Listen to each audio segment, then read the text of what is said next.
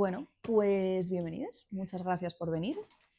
Me imagino que si estáis aquí, que más o menos os he dado la chapa suficiente en redes con esto, y si no, hola, me llamo Clara, hago libros, ilustro cosas, me documento sobre cosas, me quita el sueño leerme cosas, tengo 17 pestañas de la Wikipedia abiertas en el móvil y otras 17 de páginas raras de PDFs de dudosa legalidad sobre libros un poco descatalogados, porque me gusta el folclore, me gusta la historia, me gusta la antropología y acabo metida en fregados que son muy diferentes unos de otros, pero porque al final, pues, bueno, me gusta saber cosas. Y una de las cosas que me ha gustado saber desde hace mucho tiempo es todo lo relacionado con las plantas.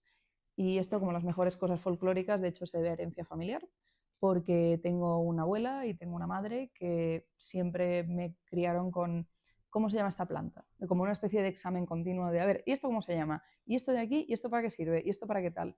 Y luego resultó que eso no era normal, lo cual, la verdad, me entristece un poquito, pero yo me lo pasé súper bien con aquello. Y la cosa es que esto aplicaba tanto a campo como a ciudad, pero claro, la diferencia está en que en la ciudad lo que hay plantado suele ser de una manera muy deliberada, pero igualmente merece la pena la atención. Y para mí era una constante, estuviese en el pueblo o estuviese en ciudad, qué árbol es este, qué arbusto es este, esto cuándo florece, cuándo no florece, esto por qué tiene hoja ahora, cuándo va a dejar de tener hoja, cosas así. Y es una cosa a la que siempre le he prestado atención y siempre me ha gustado mucho. Y entonces, cuando he empezado a aprender más cosas sobre folclore, porque aquí nadie nos ha enseñado, y yo empecé a estudiar estas cosas hace unos, 5 años ya, pues me di cuenta que el asunto de la etnobotánica, que es como se llama el tema al cual se centra este libro, Herbario de un mundo desaparecido, pues que era muy importante para todo lo que es el folclore, la antropología y la historia. Porque una cosa que opino yo personalmente sobre el folclore en general y que lo he visto particularmente en todo lo que es la etnobotánica, es que, al menos a mi modo de verlo, el folclore, sobre todo el estudio del folclore y su conservación, se convierten en una cápsula del tiempo. Es decir, podemos coger datos históricos de registros históricos del año 1810, por ejemplo. Sabemos que hubo unos eventos políticos y que hubo pues, una serie de asuntos respecto a la industria, respecto a las infraestructuras, respecto a las cosechas, respecto a las guerras, los nacimientos, las muertes, un montón de cosas bien registradas oficialmente. Y también cosas del pueblo que se manifestaban, por ejemplo, en periódicos, en publicaciones, en la literatura, en el arte.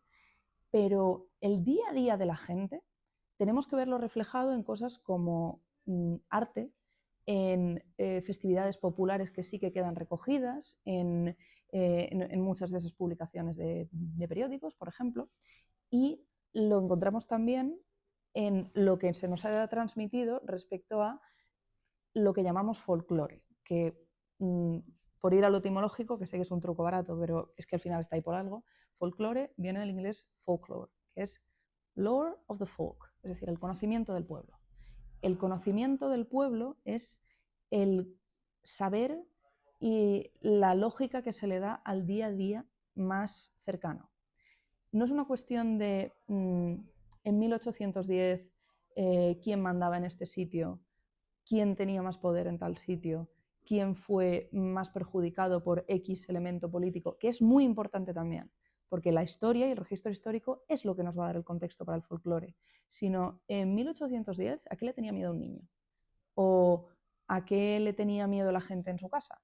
¿O cuál era el mayor deseo de un campesino de la Mancha de 1810, por ejemplo?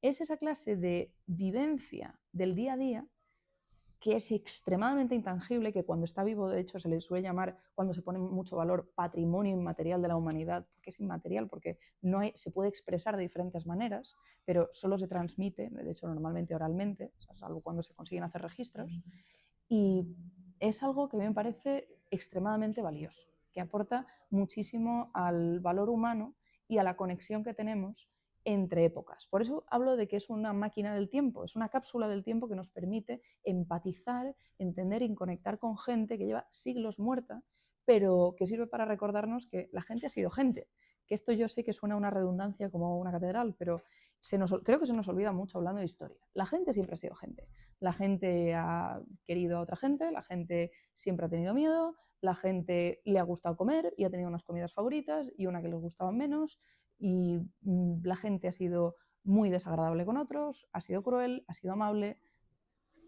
Y en el asunto que nos atañe aquí, en el folclore, la gente ha tenido necesidades básicas que ha suplido en muchos aspectos diferentes. Es decir, una de las cosas que explico en el prólogo, que yo los prólogos siempre se saltan, pero me gustaría que lo leyerais porque después lo que vienen son como 100 y pico páginas, bueno, casi 200 páginas de herbario. El prólogo es lo único que os podéis leer del tirón.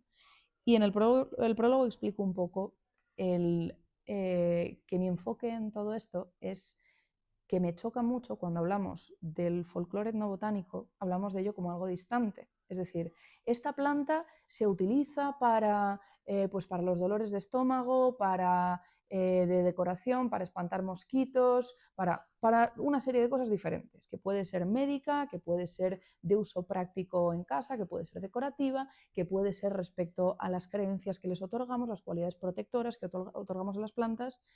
El uso del verbo presente a mí me parece que no es real, porque ¿cuándo fue la última vez que para un dolor de estómago muy, muy grave dijisteis, vale, pues una manzanilla y ya está? La manzanilla viene al principio, pero si un dolor de estómago continúa y continúa y continúa, tomamos medicamentos que conseguimos en una farmacia o vamos al médico, y esos médicos nos pueden recetar y los farmacéuticos nos pueden dar cosas que efectivamente vienen derivadas de esas plantas, pero no vamos a dar el mismo uso a esas plantas recolectadas por nosotros mismos, almacenadas en casa, que se daba hace X tiempo.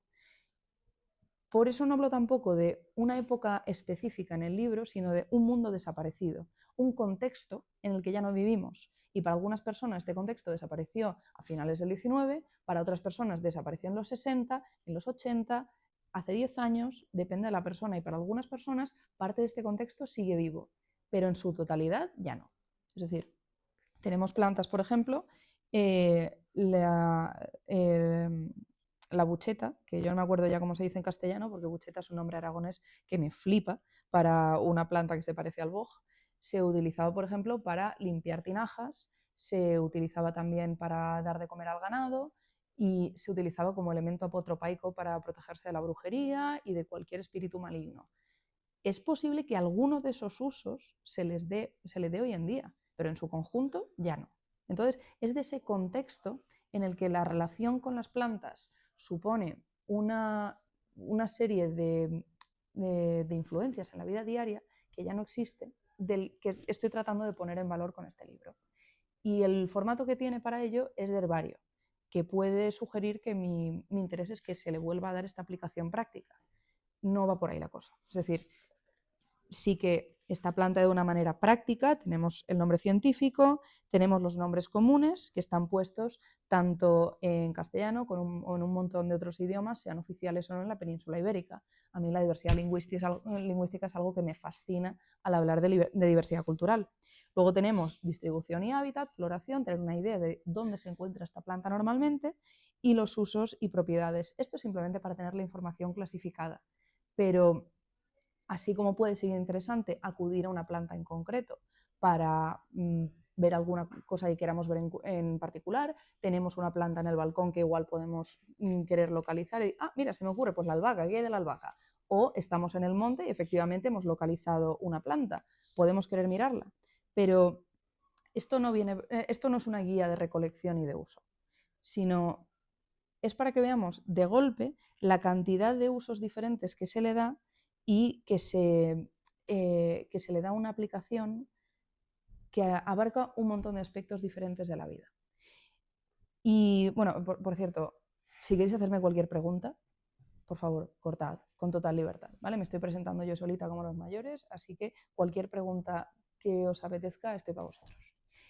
En cuanto a esta identificación, por cierto, las ilustraciones también son mías, porque yo he estudiado ilustración científica, es una cosa que me gusta mucho, y lo que he tratado de hacer es un trabajo propio de lo que se llama creación de arquetipos. Es decir, esto no es un dibujo de el nabo del diablo, se llama, es muy graciosa, tengo 5 años mentales, me estuve riendo todo el rato que estaba preparando esta planta, pero no es una copia de un espécimen concreto, sino que he ido viendo fotos de un montón de especímenes diferentes, a ser posible también en ecosistemas diferentes, porque según tenga más o menos agua, va a haber ligeras variaciones, por ejemplo, en el tamaño de la hoja, y he creado lo que se llama un arquetipo que facilita su identificación.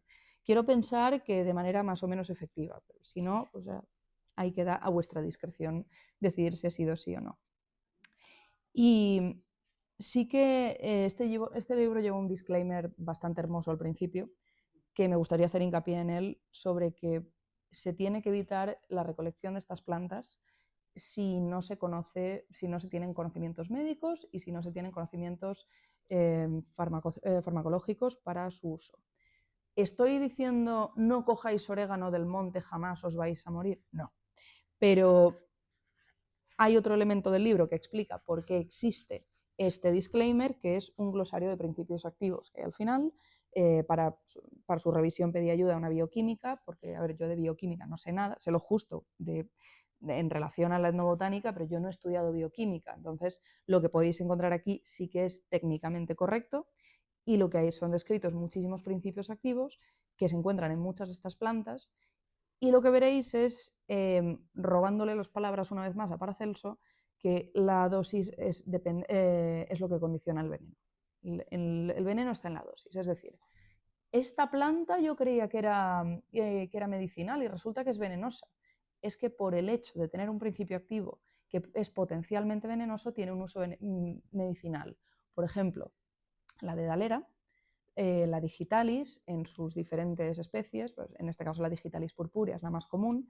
La dedalera es un cardiotóxico muy potente. La dedalera tiene varias sustancias que se han utilizado para tratar problemas del corazón, pero también se pueden utilizar como veneno, y se ha evitado su consumo por los problemas que tiene. Va a afectar a todo el sistema circulatorio, va a afectar al corazón. Entonces, es una planta que, si se conoce la dosis, se puede aplicar de una manera medicinal. Si no, es extremadamente peligrosa. Esto significa que en el presente esta planta se aplica en medicina, se trata en laboratorios, se miden las dosis muchísimo, y que en el pasado pues igual se utilizaban una cantidad concreta de hojas, de pétalos, de flores, sobre todo de la raíz, que es donde se concentran también muchas de las sustancias, y esta concentración, esto se sabía en el pasado también, pero necesitabas saber cuál era la dosis adecuada para poder utilizarlo. Entonces yo, por si acaso, he incluido este disclaimer, a no ser que sepa lo que estás haciendo en general, no vayáis al monte cogiendo plantas, si no sabéis lo que estáis haciendo, porque ya están los ecosistemas bastante tocados como para que vayamos molestándolos más aún, pero creo que es importante tener en cuenta este asunto de la dosis. Y aquí también es donde entramos a quizá separar un poco conceptos respecto a lo que entendemos como planta venenosa o planta medicinal, porque al final todas las son. Y es cierto que las regulaciones modernas existen por algo, es decir, cultivar mandrágora es muy complicado, y yo conozco gente que tiene problemas legales para cultivar mandrágora. Su interés en cultivarla puede ser para autoconsumo, la mandrágora tiene unos neurotóxicos que, si sabes cómo utilizarlo, pues se pueden utilizar a discreción como sedantes, como pues para poder favorecer ciertas experiencias oníricas, pero esta gente normalmente sabe de fitoquímica y sabe muy bien la dosificación que le está dando, pero es ilegal. Ahora, la cicuta, como la encontraréis en la sección de plantas cosmopolitas, la cicuta nace por todos lados. La cicuta se llama perejil de brujas porque es muy fácil confundirla con el perejil. Entonces, tú puedes tener cicuta en tu jardín sin enterarte, pero puedes tratar de cultivar mandrágoras solo porque las flores son preciosas, y lo segundo va a ser ilegal, mientras que puedes tener un jardín lleno de cicuta y decir, niños, pasadlo súper guay. Entonces, hay un doble estándar un poco raro en cuanto a la legalidad de ciertas plantas, porque ¿cuántos jardines públicos tienen tejos? El tejo es una planta extremadamente tóxica, tanto en su hoja como en su fruto. El humo de la madera, de hecho, tiene un efecto considerablemente narcótico en algunos casos. Entonces, es una planta que también se pone por ser perenne y como planta decorativa. Entonces, existen una serie de dobles raseros sociales que son un poco curiosos en este aspecto y que en cuanto empezamos a aproximarnos un poco a la etnobotánica, bueno, a la botánica en general y a prestar un poco de atención a las propiedades de las diferentes plantas, pues vemos que todo es venenoso y todo es útil. Depende del uso que le demos y depende de la dosificación. Y para poder entrar en esto, es decir, para poder saber cómo hacer esto, entra la cultura con la que nacemos, con la que nos educan, la educación que recibimos en botánica, pues a nivel de primaria, conocimiento del medio, y más adelante pues ya biología, bioquímica, en fitoquímica, en algunos campos muy especializados. Entonces aquí es donde cuando miramos al pasado diciendo, claro, es que esta gente se creía cualquier cosa. Hay algunas creencias sobre las plantas que podemos encontrar en el libro que son visiblemente ilógicas. En los adjetivos que utilizo para hablar de las diferentes plantas, que también encontraréis un glosario al principio, hay muchos adjetivos médicos sobre pues, qué significa vermífugo, qué significa abortivo, qué significa salutífero, por ejemplo. Salutífero y cúralo todo es una palabra que encontraréis mucho, porque hay un montón de plantas que se les adjudica un montón de capacidades curativas diferentes. De hecho, estoy bastante aburrida de encontrarme una planta que en media España dicen, esto es un laxante estupendo. Si estás estreñido, te haces infusiones de esta planta y vas a estar fantástico. Y en la otra media España te dicen, si vas suelto de la tripa, te tomas esto inmediatamente, todo seco es. Aclaraos. Aclaraos, esto es vasoconstrictor, es vasodilatador, esto es digestivo, ¿por qué motivo? Muchas de estas plantas en general sí que es cierto que pueden tener un efecto ligeramente vasodilatador, con lo que la sangre va a circular mejor y va a aliviar un montón de dolencias diferentes, o simplemente por el hecho de hacer una infusión, tomamos agua hervida, podemos cortar cualquier infección que pueda venir por el agua, por ejemplo, o solo el hecho de tomar agua caliente cuando estamos con problemas respiratorios o con problemas de estómago nos puede ayudar mucho. Entonces esto es muy fácil mirarlo desde la condescendencia, es decir, no, gente del pasado que, claro, se creía que cualquier cosa servía para protección. Hay muchas plantas que aparecen aquí que se utilizan como protección para las brujas, y aquí ya abrimos una puerta gigantesca a qué significa superstición, qué significa creer en las brujas o no, que esto hablamos luego sobre ello si queréis. Pero el tema es que vale, lo miramos desde la condescendencia, desde el presente, tú eres mucho más listo, tú también has tenido acceso a una educación pública gratuita y universal, mientras la tengamos, por favor, que esto nunca deje de ser así, pero esa persona que nació en un contexto rural completamente diferente al nuestro, hace igual 200 años, sabía muchísimo más de una planta y tenía sobre todo una capacidad de autogestión y de autosubsistencia. Y por auto no quiero decir una persona individual, sino comunidad, porque este tipo de vida siempre está basada en la comunidad, muchísimo mayor al nuestro. Es decir, en este libro vemos los paisajes atlántico, mediterráneo, vemos plantas de alta montaña, que he querido separar porque sí que es cierto que muchas de las atlánticas se encuentran más en zonas de montaña, pero la alta montaña es una zona completamente diferente. Y luego las plantas cosmopolitas, las que, hablando mal y pronto, te salen en un descampado. O sea, en cuanto remueves tierra, ya hay una zona alterada por la humanidad, ahí va a salirte algo. Normalmente estamos hablando de eso, descampados, lindes de caminos, solares, ese tipo de espacio. Entonces, en este espacio, en estos paisajes, y mirándolos en un libro, es muy fácil irnos rápidamente de un sitio a otro de España, de Portugal, de la península ibérica en general, que es el contexto geográfico del que hablo, pero en el contexto en el que vivía la gente, en este contexto de esta relación con las plantas, de este mundo desaparecido del que estoy hablando, una persona era muy raro que saliese del sitio donde vivía.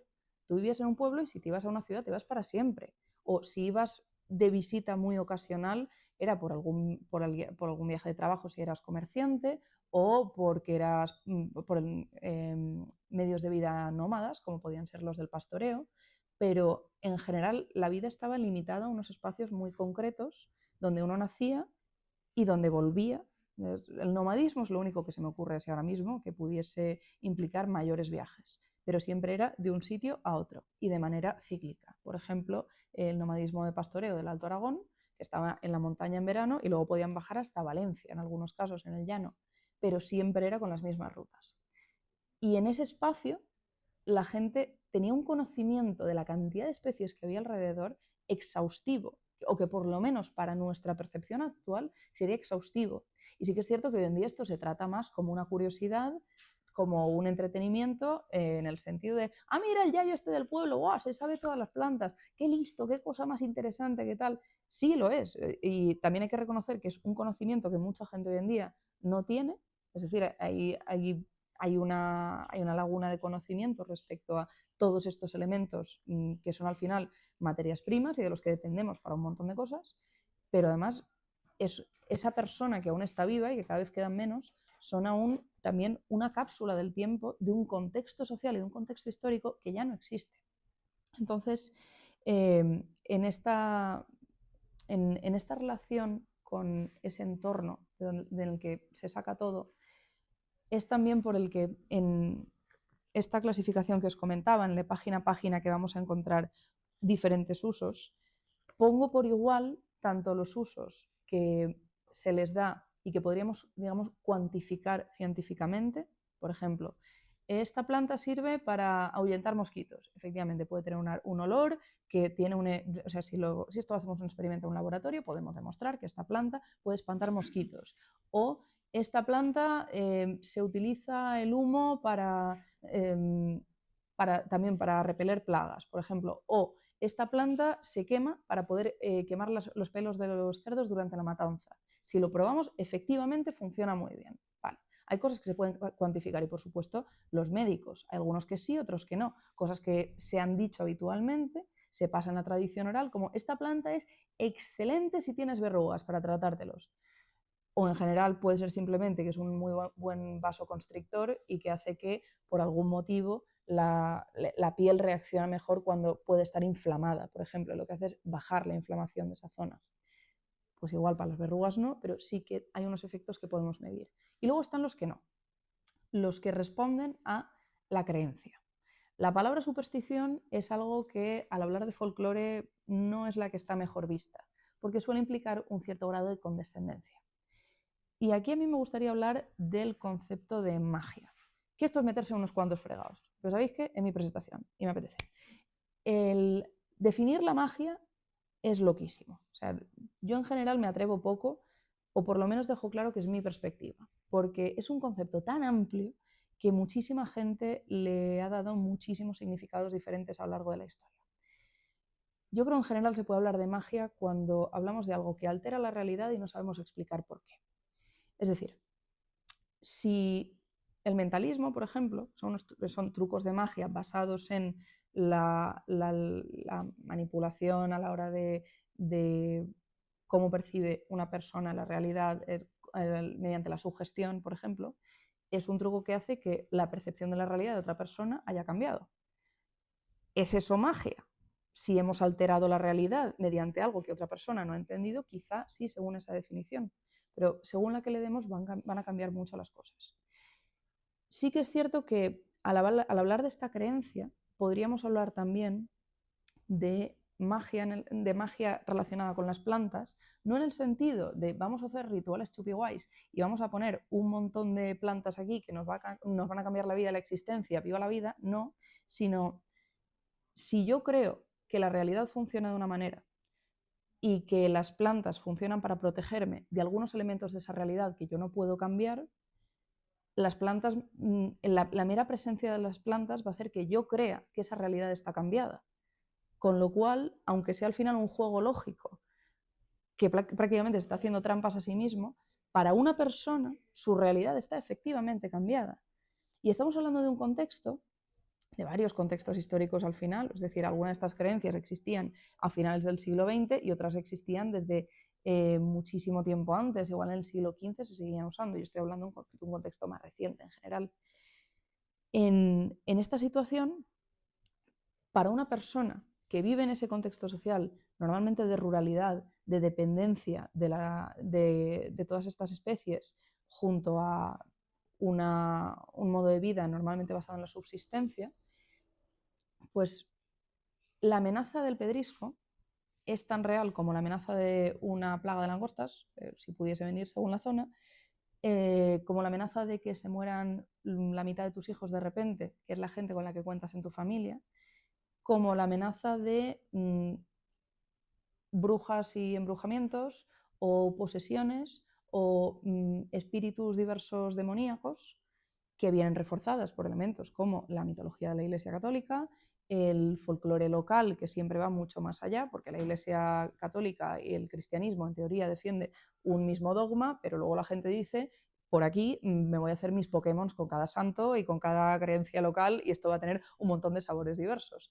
Entonces, todas esas diferentes amenazas al día a día son equivalentes para mucha gente. Algunas se pueden localizar y según nuestra perspectiva moderna las podemos cuantificar, pero otras no. Entonces, por eso las vamos a encontrar todos los usos de las plantas puestos como equivalentes, porque estoy hablando de un contexto donde realmente lo eran. Y una planta era tan importante por su uso a la hora de hacer licores, por ejemplo, que iban a ser una constante a lo largo del año, como lo podía ser por sus aplicaciones médicas, que luego ya podemos cuantificar de una manera o de otra, como por su importancia como elemento apotropaico, es decir, como elemento protector contra todo tipo de males. ¿Vale? Y esta agrupación de todos estos usos es lo que creo que puede ayudar a dar un poco de forma a ese contexto y que puede hacer que nos planteemos cómo sería vivir en una época y cómo era tener una relación con el entorno natural en la que tuvieras esta planta y todo esto fuera el uso que se le diese. Entonces, ese es un poco el acercamiento que podéis encontrar en cada una de las especies. Y algo que vais a encontrar, por supuesto, o sea, independientemente del conocimiento que tengáis y de que no hayáis puesto un pie en el campo o que lo pongáis a desgana y que no os guste lo verde, van a faltar cosas. O sea, seguro que tenéis algún nombre común para alguna planta que no aparece aquí, o un uso de la misma que no aparece aquí, o hay una planta que os parece que es súper importante y os vais a casa diciendo, le voy a poner una reseña a esta muchacha diciendo, ¿cómo se te ocurre no haber puesto este árbol? Es súper importante. Estaré muy de acuerdo probablemente. ¿Qué pasa? Que en algún momento había que cerrar el libro y el folclore es un campo extremadamente amplio. El conocimiento etnobotánico también es enorme y bueno, al final del libro podéis encontrar la bibliografía que he trabajado para poder sacar esto, muchas de las cuales va a parecer muy reducida porque son bases de datos online que son unas herramientas fantásticas para que muchísima gente pueda compartir información de estos usos tradicionales de las plantas.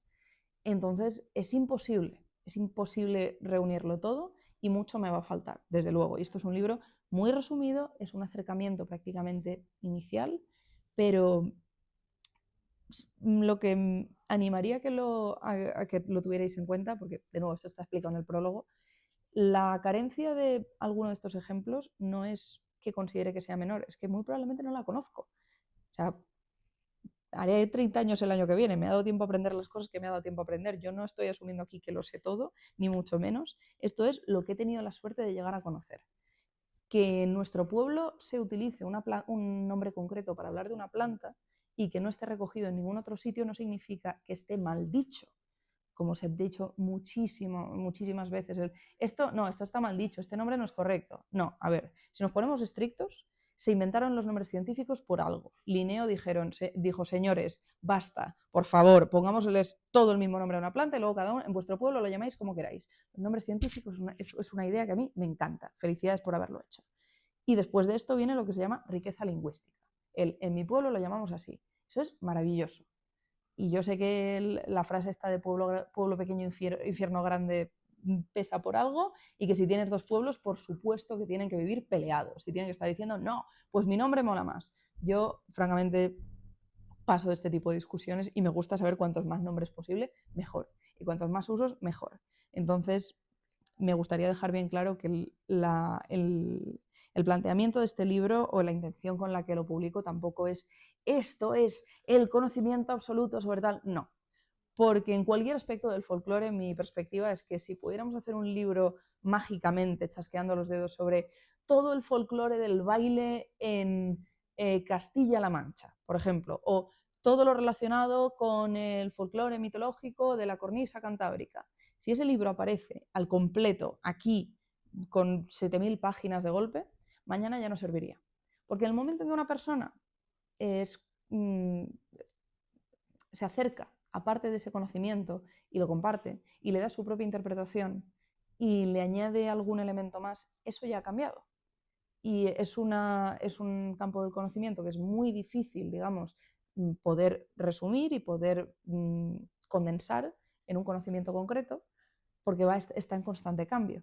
Pero, bueno, pues existen muchos libros antes que este, y en mi opinión mejores que este, pero porque que sería una autora sin un poco de autodesprecio, que, que hacen un esfuerzo por poder recopilar toda esa información, y lo importante es que se siga haciendo. Porque otro elemento que hago hincapié en varias partes del libro, ya sea en las introducciones de cada capítulo, sobre todo en el prólogo, es que creo que es muy importante, de la misma manera que no miramos hacia el pasado con condescendencia, tampoco hay que mirar con idealización. Es decir, a mí hace un año me estaban arreglando cosas en el dentista y necesité mucha anestesia. Y llegué a casa hecha una bolita, con media cara dormida y queriendo morirme. Y todo el rato el dentista me estaba pidiendo perdón y yo estaba en ese momento preparando el herbario. Le dije, no te preocupes, porque yo estoy hecha una mierda, pero soy perfectamente consciente de que hace 100 años me hubieran estado dando igual semillas de beleño para mascar, que es una planta, o sea, esto os vais a encontrar unas cuantas, que es, esta planta es peligrosísima, no se acerca ni, no se permite ni que las embarazadas se acerquen, es neurotóxica, podría tumbar a un caballo. La gente la tomaba para el dolor de muelas. Y esto es una cosa que pasa mucho. Es decir, el pasado, este contexto del que hablamos, este mundo desaparecido, rural, dependiente de muchas de estas especies, tenía mucho de conocimiento muy interesante y tenía una realidad muy interesante, pero el no despreciarla no significa idealizarla. Pues seguimos hablando de un mundo en el que las vacunas no existían, en que la gran mayoría de gente no tenía libertad para decidir qué quería hacer con su vida, en la que ser abiertamente homosexual podía costarte la vida a menudo, y en el que ser una mujer aún le faltaban unos años para poder hacer todo lo que te apeteciese, y aún sigue faltando, con lo cual la idealización tampoco es algo en lo que hay que caer. Y esto es algo para lo que creo que también ayuda este libro a tomar perspectiva. Porque otro asunto que pasa mucho cuando nos acercamos a la etnobotánica es que es un campo fantástico para magufos vendiendo engañufas, es decir, para gente con JPGs donde el verde abunda mucho y donde la palabra natural está por todas partes, también orgánico y biológico, porque, en fin, a mí es que personalmente me encantan cosas como frases como azúcar orgánico, coño, pensaba que era silicona, menos mal, ¿sabéis?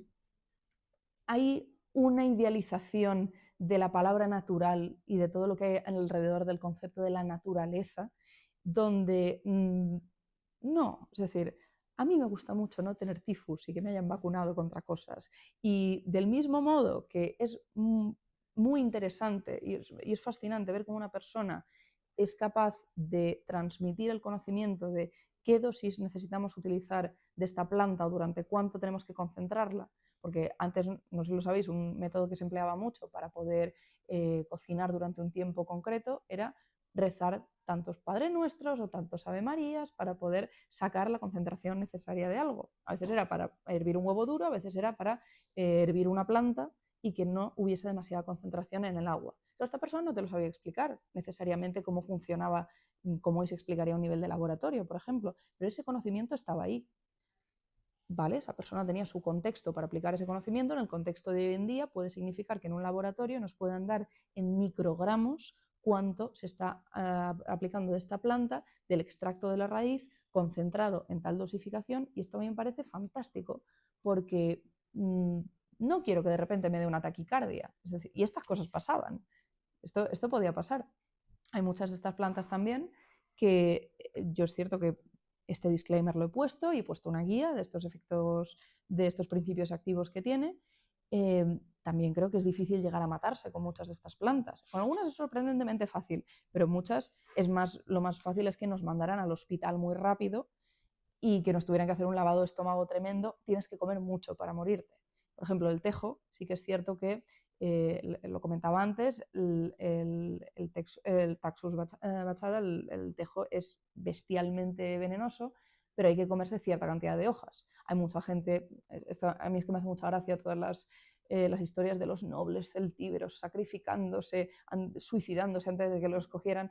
La dosis mortal en tejo creo que está en unas 50 hojas, entonces es un poco más indigno el imaginarse a los celtíberos haciendo una ensalada de tejo crudo para poder suicidar. Estas cosas pasan, o sea, la dosificación igual no llega a matarnos, pero es muy fácil una sobredosis que tenga un impacto bastante bestia en el organismo. Entonces, hay que saber qué es lo que se está tomando y de la misma manera que yo tengo un respeto, quiero pensar, bastante grande por la gente que mantiene viva esta cápsula del tiempo y que ha sido parte de ella en su momento, también lo tengo por la gente que es capaz de, en un laboratorio, saber exactamente cuánto está cogiendo de cada planta. Entonces, es un equilibrio que me parece importante mantener en este caso, en este campo, pero en general en el del folclore. Ni idealización ni condescendencia. Creo que lo importante es conocer el contexto, apreciarlo y sobre todo ver qué podemos aprender para ello, porque algo que no se nos tiene que olvidar es que nosotros también tenemos un contexto histórico, también estamos haciendo historia, también estamos viviendo, tenemos una relación con las plantas, tenemos una relación con la comunidad, tenemos una relación con el entorno, tenemos una relación con el miedo, con la superstición, con la creencia y tenemos también libertad para decidir qué hacemos con ella. Se trata de tener autocrítica, autoconciencia y decidir y parar a pensar cómo queremos enfocarla. Todo esto, ¿cómo vamos de tiempo? Increíble, 45 minutos de chapa ininterrumpida. Vuestra paciencia es increíble. ¿Tenéis alguna pregunta? ¿Alguien quiere comentar cosas? O sea, si queréis comentar cualquier cosa también de vuestro pueblo, yo feliz de escucharla. Pues yo te voy a preguntar, Sí. ya que has hablado de lo de que era imposible meter todas las plantas que existen, sí. ¿te has basado en algo objetivo para las que has elegido o ha sido simplemente...? Buena pregunta. A ver, algunas de ellas he empezado porque me gustan mucho, es decir, algunas que yo conozco. Yo tengo la suerte de que mi pueblo está en una comarca del norte de Burgos que se llama Las Berinades. Es una zona muy especial porque es lo que se llama una zona de transición ecológica. Es donde termina la meseta, empiezan los valles que luego dan pie a la cordillera cantábrica, a Euskadi por un lado y a Cantabria por otro. Entonces, en cada uno de los valles, según miren a norte, a sur, según la cantidad de agua que caiga por la orografía también, o por los ríos que lo crucen, cambia muchísimo la vegetación. En mi valle, por ejemplo, la cara que mira norte tiene una vegetación muy atlántica, pero la que da sur es mediterránea. Y luego hay una vegetación de ribera. Y luego hay una tejera de 2000 años justo al lado porque se dan las circunstancias para que esté todo bien cerrado y que haya una concentración de agua muy fuerte y mucha sombra. Entonces, he tenido la suerte de poder ver esta diversidad de selección de especies, digamos.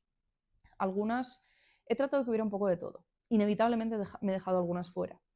O sea, no está el roble, por ejemplo, y el roble es importantísimo. Hay muchos árboles que no están, hay algunos que sí, pero me he ido sobre todo a plantas más pequeñas, a arbustos, hierbas más pequeñas. Hay árboles, pero no demasiados. Entonces, he tratado de, según me iba acordando, que hubiera un poco de todo en, digamos, el uso principal o en la consideración principal de la planta. Hay algunas que vais a ver que son muy, muy cortas, que prácticamente no tienen nada, porque su principal importancia puede ser a nivel de esta planta es venenosísima y la gente le tenía mucho miedo debido al tóxica que puede ser, que sí, que vale, que todo es veneno, yo misma lo he dicho antes, sabéis de lo que os estoy hablando, cosas con una concentración espectacular de una neurotoxina que puede suponer una parada cardiorrespiratoria enseguida a base de haberte estropeado antes todo el sistema nervioso. Pues debido a lo peligrosa que es esa planta, se desarrolla un montón de creencias respecto a lo que es capaz de hacer. Y eso es lo único que tiene. Y luego hay otras plantas que tienen muchísimo, que vais a ver que se alargan a la siguiente página, como creo que es el olivo, por ejemplo, y el acebuche. Pero luego hay otras plantas que he querido incluir porque, por ejemplo, su importancia es a nivel de la construcción o el uso cotidiano. Porque, a ver, el asunto de las plantas a las que tenemos miedo suena muy chulo, los cuentos de miedo nos gustan a todos, la literatura de terror es algo fantástico, me voy a volver a ver Frankenstein cualquier día de estos. Pero en este contexto de cotidianidad del que estamos hablando, no nos engañemos, algo importantísimo de estas plantas era que era una materia prima. El esparto es una de las plantas más importantes de la península ibérica. Hoy en día ya no, pero hasta hace 4 días se utilizaba para todo. Entonces el esparto está, por ejemplo. Otras plantas que están también, he querido incluir, por ejemplo, la azucena, que aunque sí que es cierto que tiene algunas aplicaciones, sobre todo se ha utilizado como símbolo religioso y como decorativo, y que tiene unos elementos un poco interesantes de qué diferentes perspectivas religiosas se le ha dado. Otras que también me parecen muy importantes son las que llamo plantas del hambre. Las plantas que se han utilizado cuando no se tenía acceso a un tipo de comida concreto, normalmente por hambrunas, por carestía o, como digo explícitamente en el libro, durante la posguerra.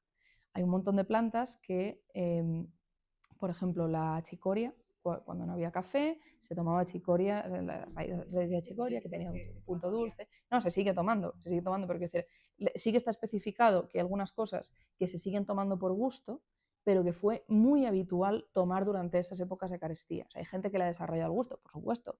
Y yo chupo juncos cuando voy por el monte, porque me gusta hacer está dulce, qué rico. Y voy por ahí como las cabras mascando juncos, pero esto suele ser más por gusto. Pero hay plantas que se comieron por necesidad. O una que me llama mucho la atención, tenéis al principio, que son los zaragüellos. Zaragüellos es esta plantita de aquí, es una gramínea, y si buscáis en algún momento el aspecto que tenía el trigo antes de ser seleccionado, o sea, antes de la selección genética de laboratorio ya existía la selección para poder cultivar especies que dieran más granos. Si veis lo que es antes de la domesticación vegetal, el aspecto que tenía un tomate, un melón, el trigo no tenía nada que ver con el que hay en el presente. Hoy en día el trigo tiene una cantidad de semillas enorme, son grandes, dan para muchísimo, pero hace mucho el trigo podía tener un aspecto similar a este. Pues esta especie, que se llama Hylops geniculata, suele llamar zaragüellos, es lo que mucha gente estuvo comiendo durante la posguerra cuando no tenía acceso a la harina.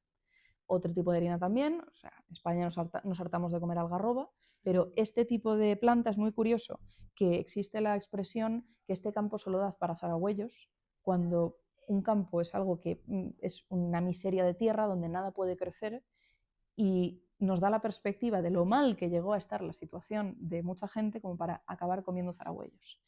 Y luego hay otras plantas que he elegido que, aunque no necesariamente son nativas de la península ibérica, sí que han modificado muchísimo la vida de mucha gente, como es el tabaco, por ejemplo. Y no solo por, madre mía, la gente todo el día fumando, sino la cantidad de industria tabaquera que hubo en España. Hubo, bueno, en fin,